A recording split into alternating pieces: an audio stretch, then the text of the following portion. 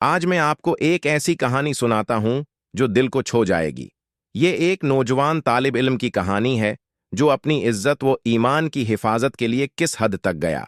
कदीम जमाने में एक खामोश मस्जिद में एक नौजवान तालिब इल्म रहता था। इसकी जिंदगी का मकसद सिर्फ इल्म हासिल करना था। एक रात जब शहर में अफरा तफरी मची हुई थी, एक बेसहारा खातून ने मस्जिद में पनाह ली।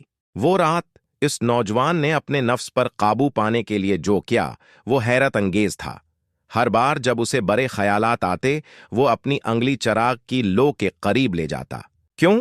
क्योंकि वो जानता था कि अगर चिराग की मामूली सी आग बर्दाश्त नहीं कर सकता तो जहन्नम की आग कैसे बर्दाश्त करेगा।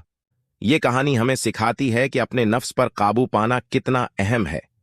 हर मुश्किल वक्त में हमें अपने एमाल के नताइज के बारे में सोचना चाहिए। अगर आपको ये कहानी पसंद आई है तो बराह करम चैनल को सब्सक्राइब करें और इस वीडियो को लाइक करें। मज़ीद ऐसी कहानियों के लिए घंटी का बटन भी दबा दें। शुक्रिया।